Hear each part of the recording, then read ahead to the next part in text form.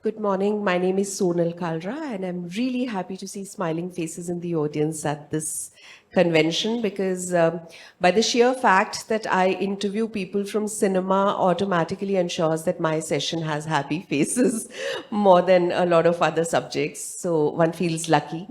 I'm really delighted and honored, I would say, to have somebody here with me who, if I were to, as a filmmaker, ask you to choose or pick your favorite amongst his work, I can guarantee that this house will be as divided as it possibly can be, because some of you would love Jab We Met, some of you would love Rockstar, some of you would swear by Highway, some of you would just not know which one to pick because his work has been cult.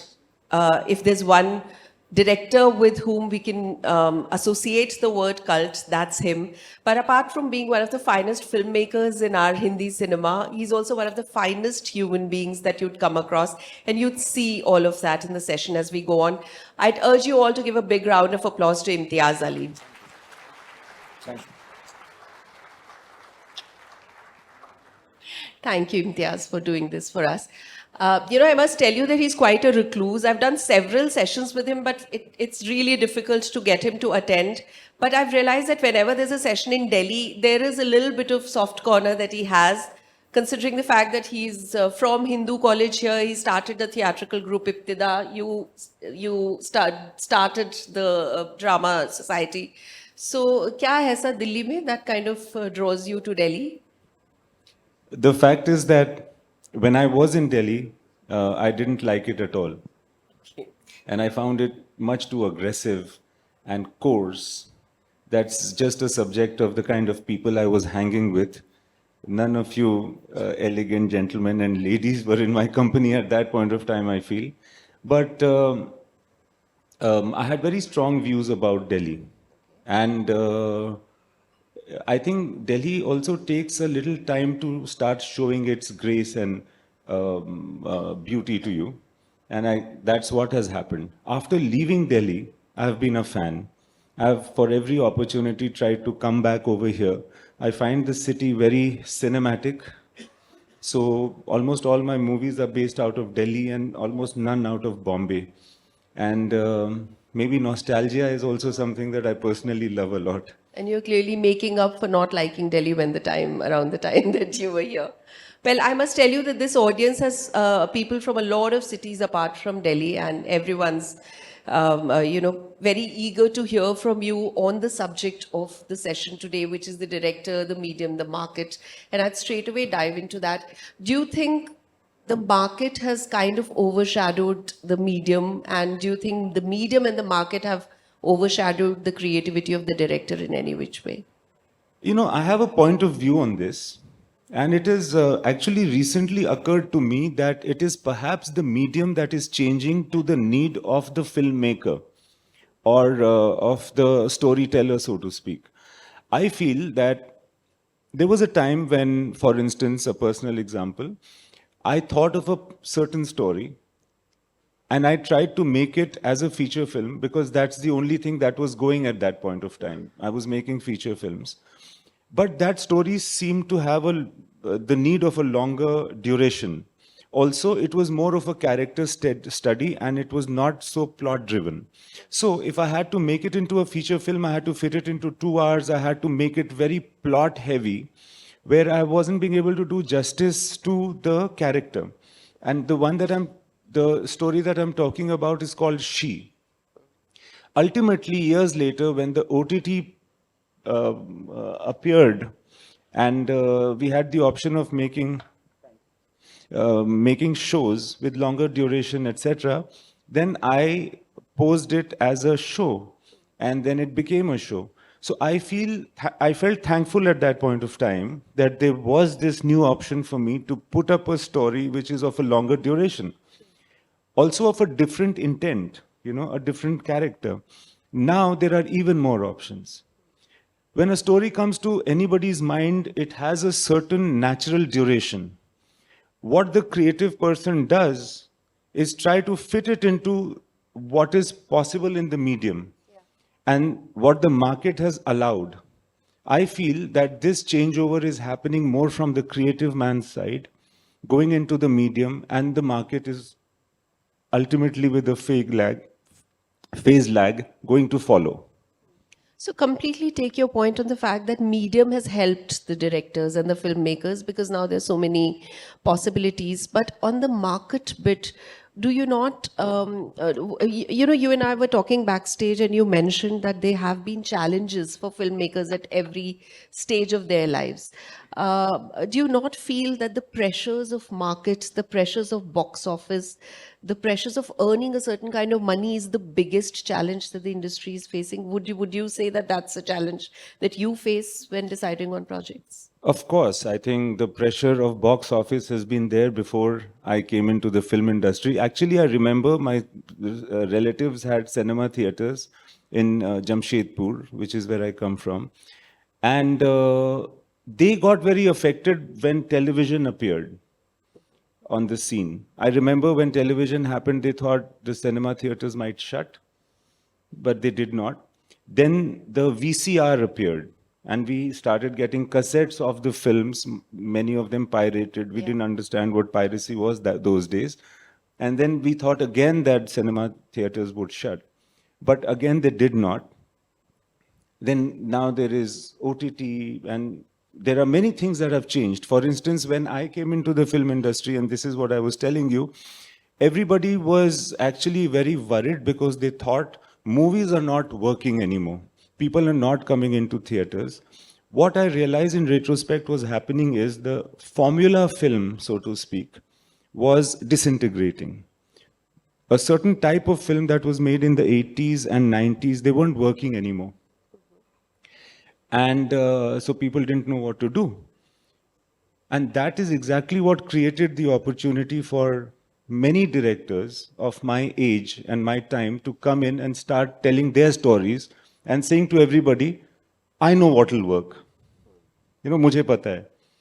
And this will work. And then you started getting different kinds of films from, like Anurag Kashyap or Tigmanshu Dhulia or Vishal Bhardwaj.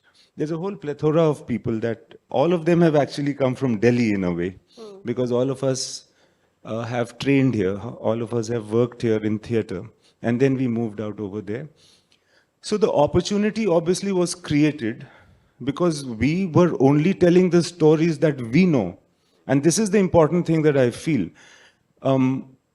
I don't think it is possible or even needed for a storyteller or a filmmaker to try to look at the market and suit his and change the way he is going to make films.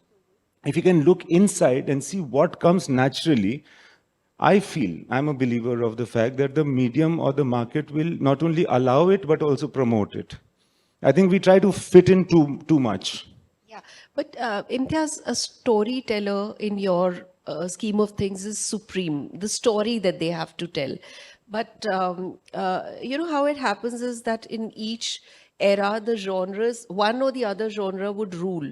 So, for instance, now everyone after the success of, let's say, Pathan, Jawan, because Bollywood was going through such a tough time recently, is now saying that larger than life action films will rule.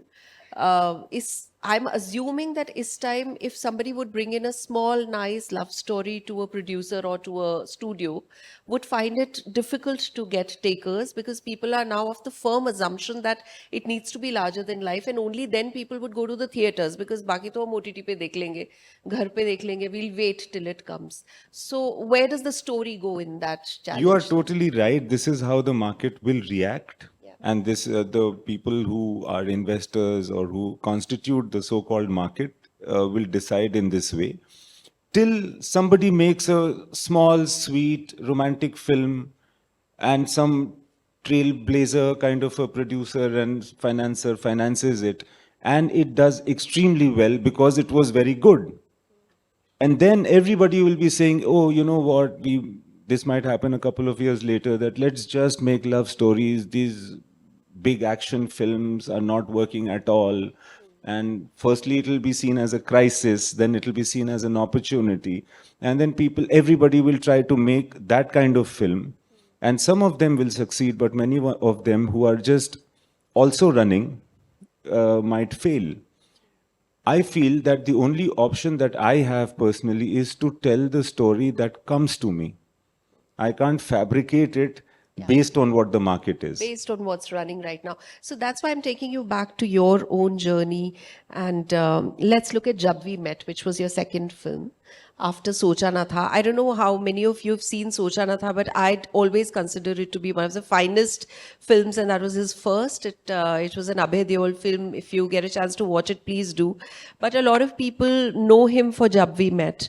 And how did the idea come about? How difficult? What was the life cycle going through at that point, and how difficult or easy was it for you to convince people, including stars who starred in it, for Jab We Met? So I remember this when I was pitching for my first film. The big problem that I had is that I was making a so-called love story, and people were telling me. I remember producers who I will not name; they're all friends now, that you cannot have a love story which does not have a villain.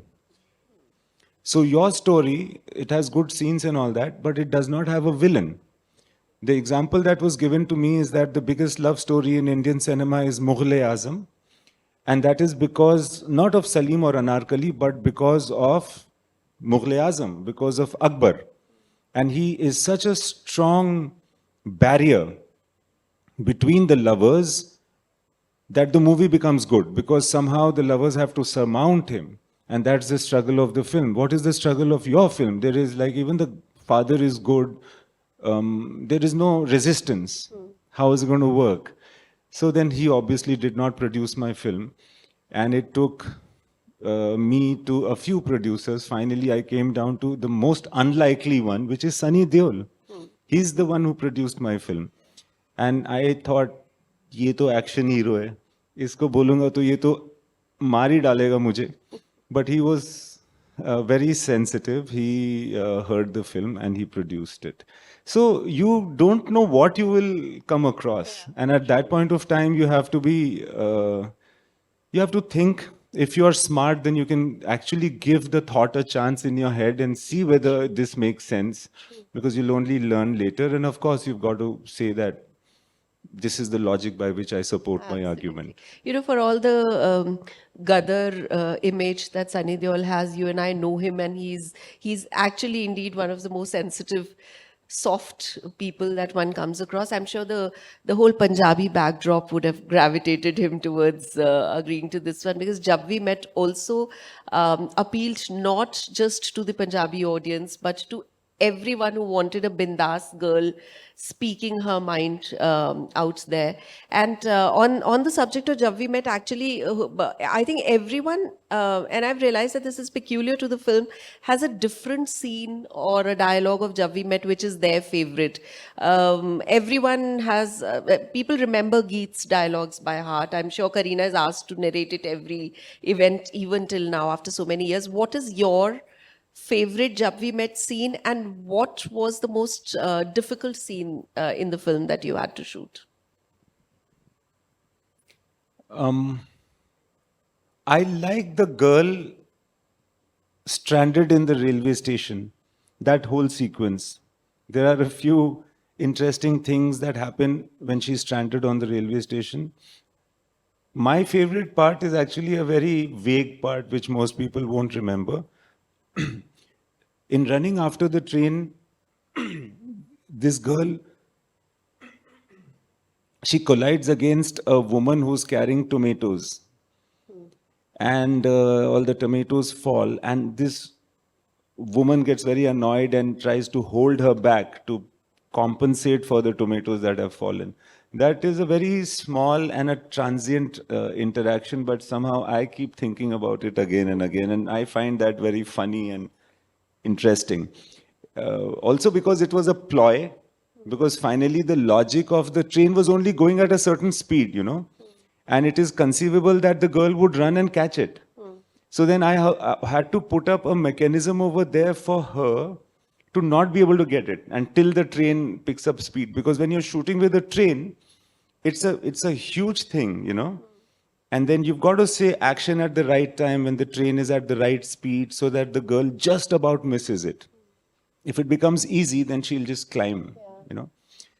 So I had this ploy invented for that, that this woman will come, I gave her dialogue, etc., that you kind of hug onto her, stop her, and that is what impedes her. So yeah, I like that scene. It's only you would have thought logical in this direction because it comes easiest to the filmmakers to say, in the name of creative liberty, let's just put the train speed as whatever it is that we'd like it to be and adjust it to the girls No, running. there was another challenge there because Karina said that I've never been on a train before. Wow. So, so when she came on the train, she was very happy. She says, "This is the first time I'm climbing on a train." And then I said, "But," she said, we'll manage to cheat the shoot of me getting on the train and getting off the train, right? Because I'm mortally scared of getting off a running train or climbing a running train." And she already knew that there are many sequences, but she thought there'll be some way to cheat it cinematically. So I said, no, actually, it'll be very nice if you just climb a running train. And she says, I cannot do it. It's not possible for me. So I was also dealing with that when this was happening. But what happened at the end of it is that she also is a kind of artist that, well, in the take, she doesn't remember her fears. Many artists have this. Ranbir has this. That many actors have this. In the take, in the passion of the moment, in the truth of performance, they forget their fears. So she got onto the train a million times then, and she got off the running train a million times. You know, which also brings me to the point that you've, Imtiaz, worked with some of the finest actors and the biggest, if I may say so, in terms of their star power. You worked with Alia, and very strong women characters. So if one would look at Highway so in terms of dealing with them, and in terms of the perception that people have of established stars, and especially those who are from the film industry, so they know how things work. They're not too keen to go that extra mile to experiment and listen to the director, who's been the director's actor all through, out of the actors that you worked with. I have had an incredible time with all actors, Sonal, each one of them. I love actors. I think actors are very innocent. I feel they are very expressive, and all of them are at some level shy. I think actors are wonderful people. And out of all of the actors that I've worked with, I know them only as individuals. I feel that, I've worked with Shah Rukh Khan, I've worked with Abhay Deol, I've worked with Alia and Ranbir and Deepika, and all of them are just individuals. They have their merits, they have their challenges, and they work very, very hard.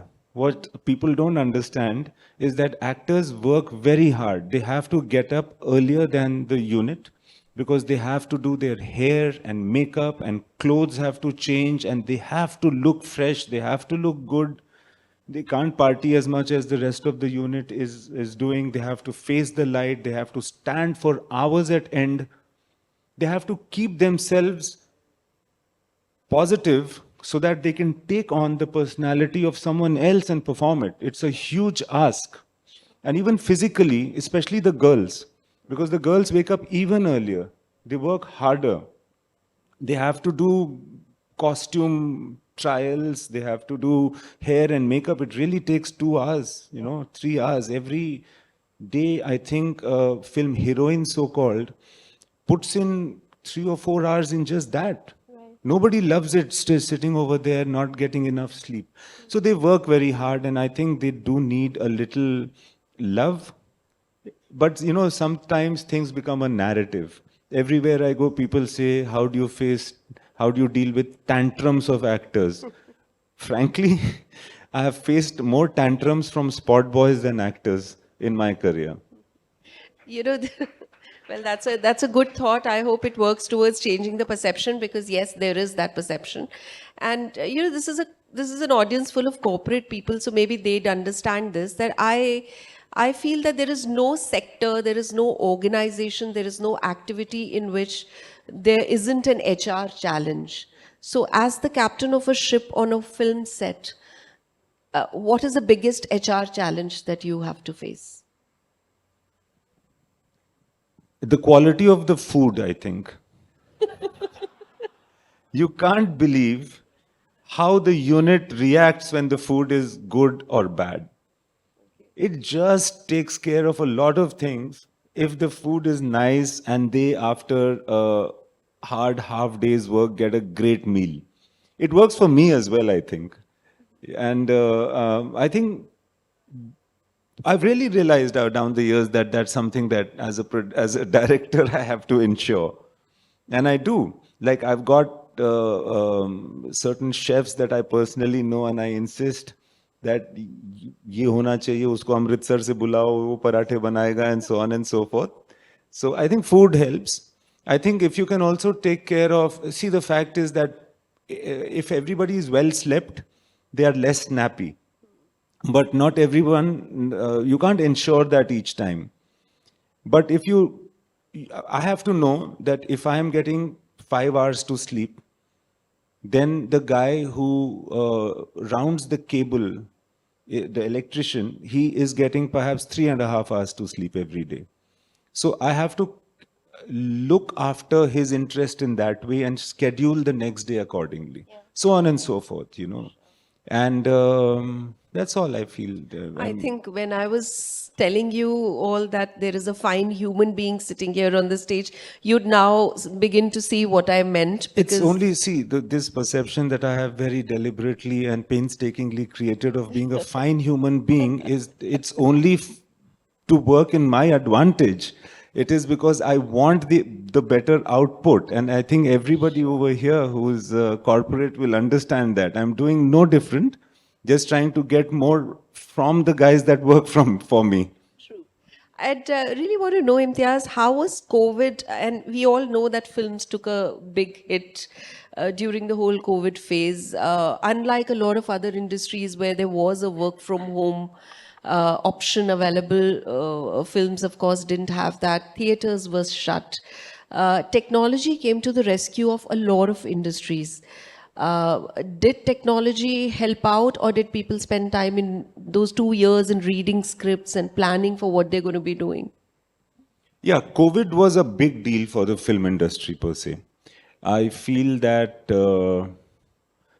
some of us who were writers had it easier because we could just sit at home and write and still be relevant and worthwhile. And many of the stories, luckily for me, that I wrote in that time are likely to come out now.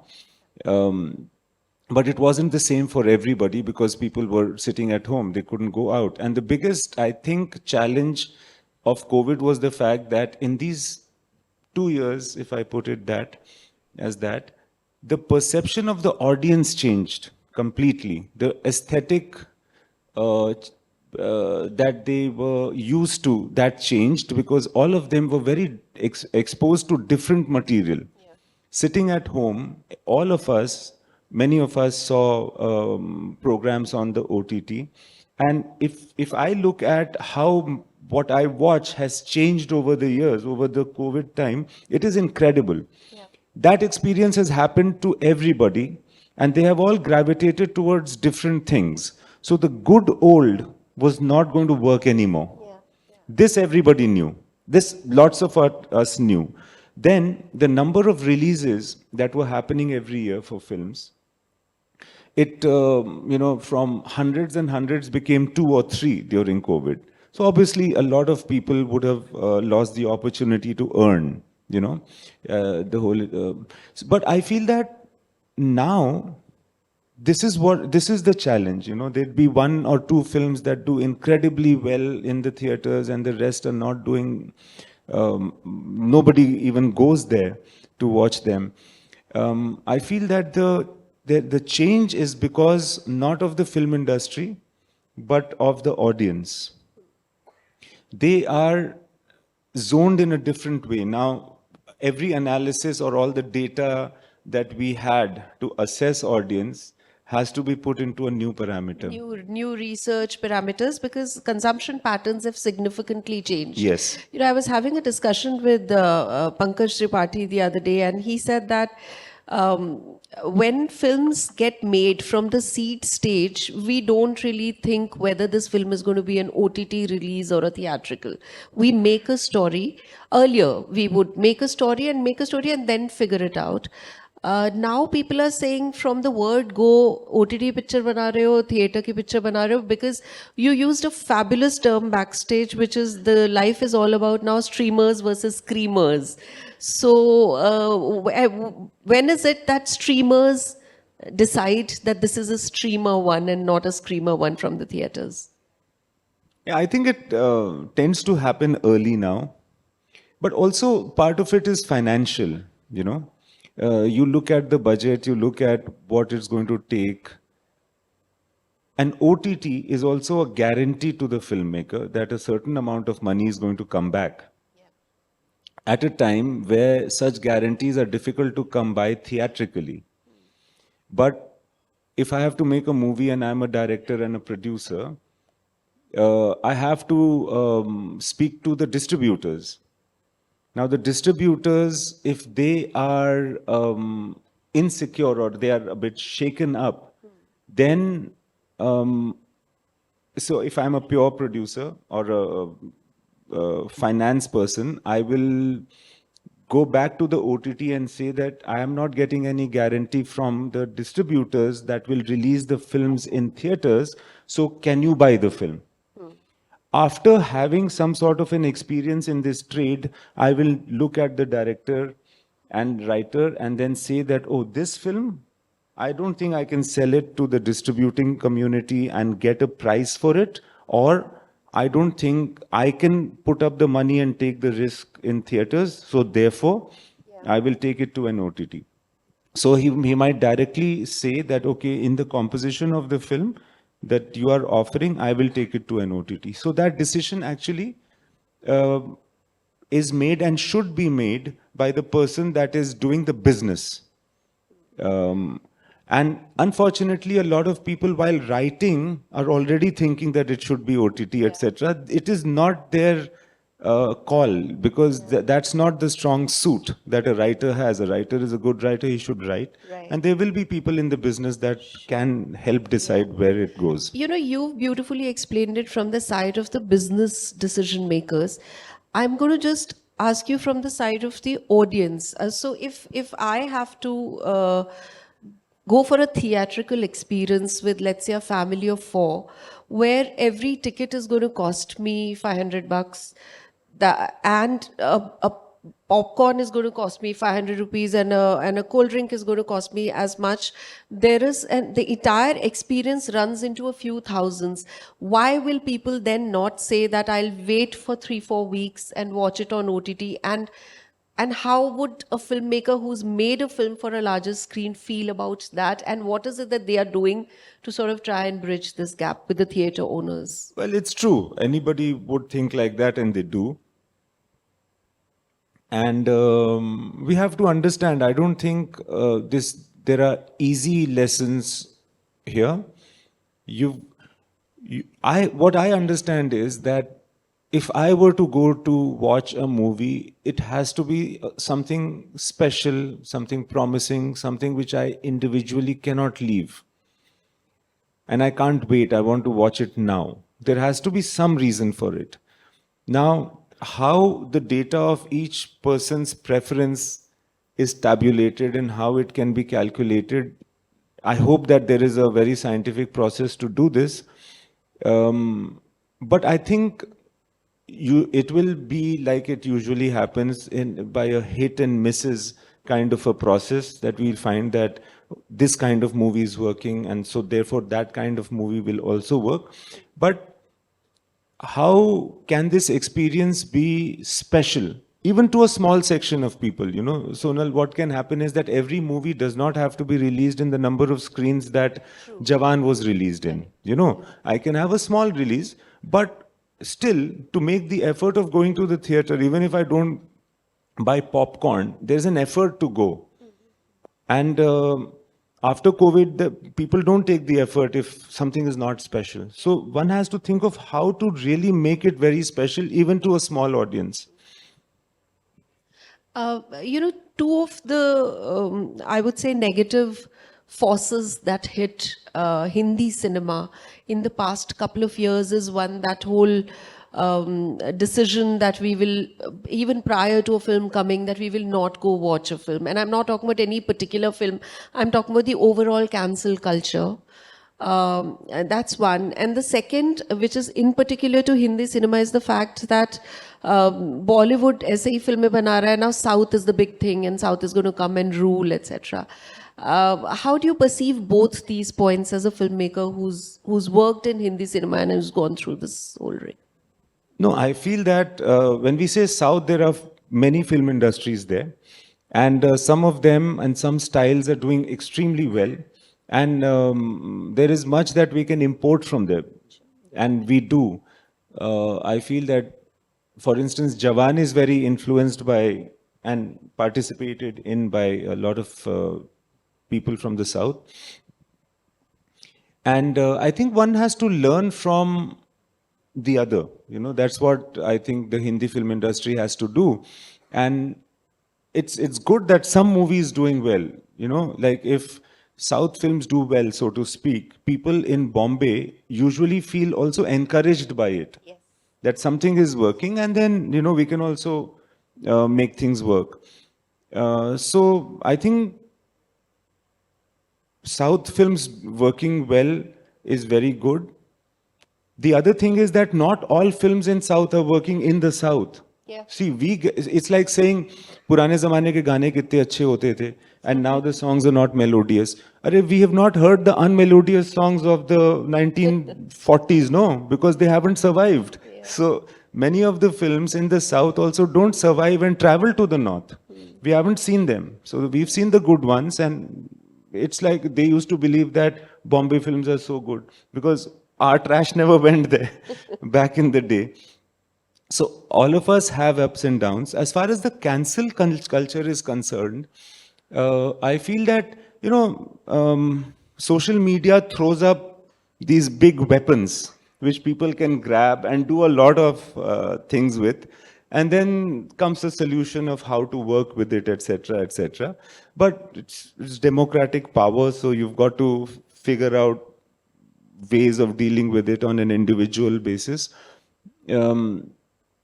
Yeah, I feel that it's just negativity. I feel that also films, etc., can be, because it is audience's perception and there is so much perception. Films is the only product that you actually have to pay for before you use it, no? Yeah. So you've got to, it's easy. It's easy to harm the prospects for film, I feel, which is why all filmmakers are very nervous during the release time, because anything can set a certain perception, etc. And that also kind of manifests into a lot of different experiments with promotional activities. So now you see a trailer, a teaser of a trailer, a teaser of a teaser, a teaser of a teaser of a teaser coming. Yeah. And that also shows how people want good buzz on social media. But does social media actually translate the positivity of it? Does it translate on ticket sales? Does the negativity of it translate into lack of ticket sales? Well, the correlation is not direct. And the good thing about social media is that if there is any kind of a culture that comes in, people understand it ultimately, and soon enough. Yeah. Actually, what saves us each time is the people. The audience smartens up. They realize that, oh, उस producer ने लगता बहुत पैसे खर्चा किए हैं. उसकी picture नहीं देखनी. This might be a better film, so I'll go for it because I'm liking the material that I see. I'm liking the trailer or the promo, etc., etc. So I'm sorry, this just strikes me that even the cancel culture, so to speak, people know it. See, you and I are talking about it here. People watch this. People know that there is something called this. Yeah. So let's not go by that. Let's still go and watch the movie that I want to watch. So again, we come down to the intelligence of the audience, which I think a lot of people That's take the- for granted, but people are very intelligent. They are to the only figure out. saviors. Totally. Before we go on to the audience questions, Imtiaz, I just wanted to ask you about how artificial intelligence has intervened practically every sector again. And there is a lot of talk happening around how when it enters and intervenes into cinema, it could go either way. There are musicians are very worried, and you're very closely related to music in your films. Musicians are worried that AI would come and take over voices, and people have, in fact, artists have started copywriting and securing their rights against AI. How do you see the AI intervention in the art of filmmaking, and do you think it's again a double-edged sword? I think it will change a lot of things. Right now, it seems like a big challenge and a big bother for all of us. It hasn't hit the Indian film industry in a very negative way as yet. All of us are wondering what that will do. It will do something. It will change a lot of things, and then there will be also ways of circumventing that. But I am a believer that the basic creativity, the basic story, the seed has to still be human, and aesthetics will still have to be human, because the human being, again the audience, will start seeing what is AI generated and what is human organic generated soon enough. Like all of us 2 years back were getting impressed by artificial intelligence at a very base level. Now we don't get impressed. Now we know that this whole army that is coming behind this emperor is fake people. So we don't, so things like that. I really had a good time being here. Thank you, Lovely. Sonal. Thank you for being such a wonderful audience. Thank you.